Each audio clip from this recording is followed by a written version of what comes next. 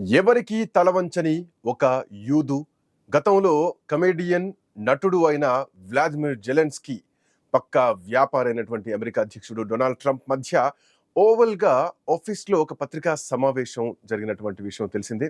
వాళ్ళిద్దరి మధ్యలో జరిగినటువంటి ఆ వాగ్వివాదం చూసిన వాళ్లకు ఈ లైన్ సరిగ్గా సరిపోయేలా కనిపిస్తోంది.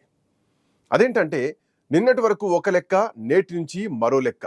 నిజానికి ట్రంప్ జెలెన్స్కీ మధ్య సమావేశం సహృద్భావ వాతావరణంలోనే ప్రారంభమైంది.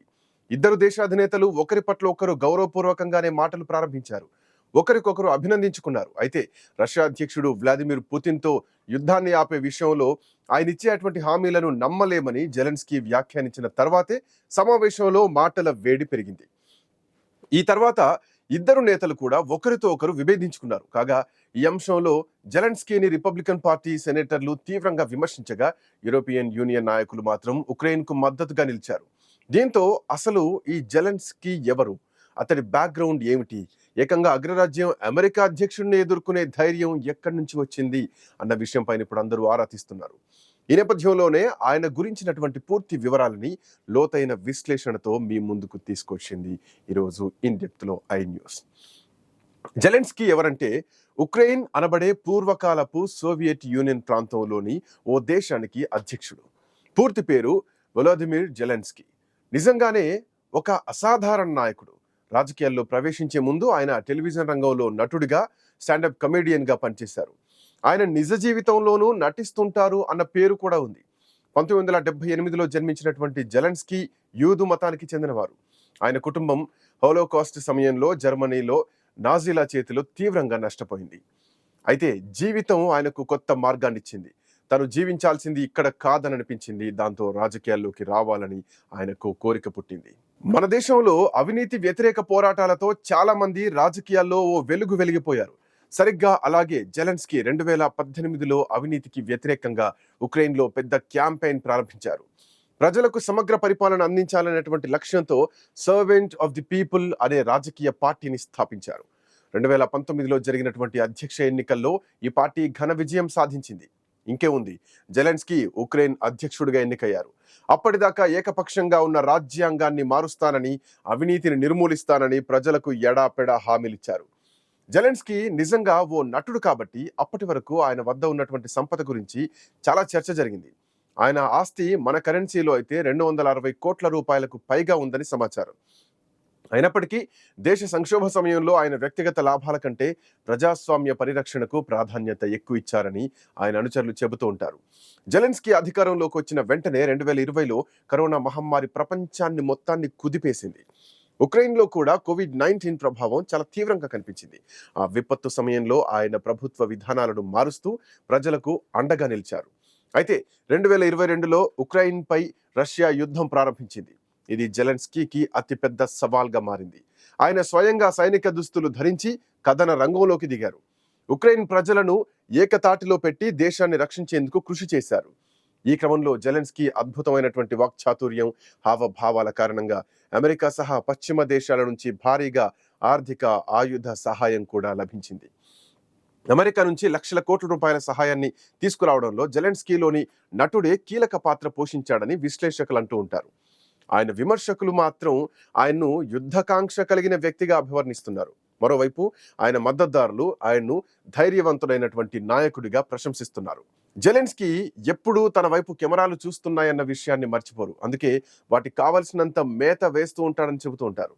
మొన్నటి అమెరికా అధ్యక్షుడితో వివాద సమయంలో ఎన్ని మాటలైనా పడ్డానికి సిద్ధంగా ఉన్నారు. ఆ మాటల వేడిని పెంచేందుకు ప్రయత్నించారు. యూరప్ దేశాల మద్దతుతో అమెరికాతో విభేదించడానికి కూడా వెనకాడని ధైర్యం, ప్రజల కోసం పనిచేయాలనే నిబద్ధత జెలెన్స్కీని ప్రత్యేక నాయకుడిగా నిలబెట్టాయి. ఉక్రెయిన్ ప్రజలు ఆయన నాయకత్వాన్ని విశ్వసిస్తున్నారు. రాబోయే రోజుల్లో ఈ యుద్ధం ఎటువైపు వెళ్తుందో తెలియదు, కానీ జెలెన్స్కీ తన నాయకత్వ గుణాలతో ప్రపంచ రాజకీయాల్లో తనకంటూ ఒక ప్రత్యేక స్థానాన్ని ఏర్పరచుకున్నారు. ప్రస్తుతం ఆయన పంథా మారింది. అమెరికాకు లొంగిపోయి యుద్ధాన్ని ఆపేయాలని అనుకోవడం లేదు. అమెరికాతో సంబంధం లేకుండా యూరప్ దేశాలు బలోపేతం చేసేందుకు ప్రయత్నిస్తున్నాయి. ఈ విషయంలో ముందుగా స్పందించినటువంటి యూకే ప్రధాని స్టార్మర్ ఐరోపా భద్రత కోసం కలిసి పనిచేద్దామని, తరానికోసారి తలెత్తే ఇలాంటి సందర్భంపై గట్టిగా స్పందించాల్సినటువంటి అవసరం ఉంది అన్నారు. ఉక్రెయిన్కు మంచి జరిగే ఒప్పందం ద్వారానే ప్రతి దేశం భద్రత ఆధారపడి ఉంటుందని, ఇతరులకు కూడా ఇదే ముఖ్యమని స్పష్టం చేశారు. ఉక్రెయిన్ రష్యా యుద్ధం ముగింపునపై చర్చించేందుకు ఆదివారం లండన్లో జరిగినటువంటి ఐరోపా దేశాధినేతల సమావేశంలో స్టార్మర్ ఈ వ్యాఖ్యలు చేశారు. అమెరికా అధ్యక్షుడు ట్రంప్, ఉక్రెయిన్ అధ్యక్షుడు జెలెన్స్కీ మధ్య శాంతి చర్చలు విఫలమైన నేపథ్యంలో స్టార్మర్ ఈ సమావేశాన్ని ఏర్పాటు చేశారు. ఫ్రాన్స్ అధ్యక్షుడు ఇమాన్యుయల్ మెక్రాన్తో పాటు Germany, Denmark, Italy, Netherlands, Norway, Poland, Spain, Canada, Finland, Sweden, the చెక్ రిపబ్లిక్, అట్లాగే రొమేనియా తదితర దేశాధినేతలు కూడా దీనికి హాజరయ్యారు. NATO secretary general, European commission, అట్లాగే యూరోపియన్ కౌన్సిల్ అధ్యక్షులు కూడా వచ్చారు. వారంతా ఉక్రెయిన్కు మద్దతు పలికారు. ఐరోపా దేశాల సమావేశానికి ముందు స్టార్మర్, మెక్రాన్, అట్లాగే జెలెన్స్కీ భేటీ అయ్యారు. రష్యాతో కాల్పుల విరమణ ఒప్పందం ప్రణాళికపై కలిసి పనిచేయాలని నిర్ణయించారు. ఆ ప్రణాళికను అమెరికా ముందుంచాలని అనుకున్నారు. బ్రిటన్, ఫ్రాన్స్, మరో 2-3 దేశాలు కలిసి యుద్ధాన్ని ఆపే ప్రణాళికపై పనిచేస్తాయి. ఆ తర్వాత ఆ ప్రణాళికపై అమెరికాతో చర్చిస్తామని స్టార్మర్ కూడా చెప్పారు. తాను పుతిన్ను నమ్మబోనని, ట్రంప్పై నమ్మకం ఉందని కూడా అన్నారు. అమెరికా నుంచి భద్రతపై హామీ గురించి తీవ్రంగా చర్చిస్తున్నామని కూడా చెప్పారు. ఒకవేళ యుద్ధాన్ని ముగించేందుకు ఒప్పందం కుదిరితే భద్రతకు హామీ ఉండాల్సిందే, లేదంటే పుతిన్ మళ్ళీ వస్తారు. గతంలో కూడా ఇలాగే జరిగింది. అదే నిజమైనటువంటి ప్రమాదం. అందుకే ఒప్పందం అంటూ జరిగితే అది శాశ్వతంగా ఉండాలి. తాత్కాలిక కాల్పుల విరమణ ఒప్పందం వద్దే వద్దు అని స్టార్మర్ చెప్తున్నటువంటి మాట. విజయవంతమైనటువంటి శాంతి ఒప్పందానికి 3 అంశాలు అవసరమని కూడా స్టార్మర్ చెప్పారు. అందులో మొదటిది ఉక్రెయిన్ బలంగా ఉండడానికి ఆ దేశానికి ఆయుధాలను అందించడం. రెండోది భద్రతకు హామీ ఇచ్చేలా ఐరోపా బలగాల మోహరింపు. మూడోది హామీలను మీరకుండా పుతిన్ను అమెరికా నిలువరించడం అవసరమని అభిప్రాయం. వీటి కోసమే తాను పనిచేస్తున్నానని కూడా చెప్పారు. ట్రంప్తో వివాదం తర్వాత బ్రిటన్ పర్యటనకు వెళ్లిన ఉక్రెయిన్ అధ్యక్షుడు జెలెన్స్కీకి కొంత ఊరట లభించింది. ఆ దేశ ప్రధాని కీర్ స్టార్మర్తో భేటీ సందర్భంగా $3.1 బిలియన్ విలువైన రుణ ఒప్పందంపై ఇరు దేశాధినేతలు సంతకాలు చేశారు. ఈ నిధులను ఉక్రెయిన్ రక్షణ సామర్థ్యాలను బలోపేతం చేసుకోవడానికి ఉపయోగించినట్లు కూడా జెలెన్స్కీ చెప్పారు. తాజా పరిస్థితుల నేపథ్యంలో యూరప్ దేశాలు ఆయుధపరంగా మరింత బలోపేతం కావాల్సినటువంటి అవసరం ఉందని European commission president Ursula von der Leyen ఈ భేటీలో అభిప్రాయపడ్డారు. 2022 నుంచి రష్యా ఆక్రమించుకున్న ఏ భూభాగాన్ని రష్యాలో భాగంగా యూరోపియన్ యూనియన్ అంగీకరించకూడదని అన్నారు. అమెరికాపై ఇంత మాత్రం ఆధారపడకుండా యూరోపియన్ యూనియన్ పూర్తి స్థాయిలో ఒక ఆర్మీని ఏర్పరచుకోవాలనే ప్రతిపాదనను ఉర్సులా చాలా కాలంగా చేస్తున్నారు. మొత్తానికి జెలెన్స్కీ తన రాజకీయ జీవితంలో మరో అప్గ్రేడ్ అందుకోబోతున్నారని అంటున్నారు పరిశీలకులు.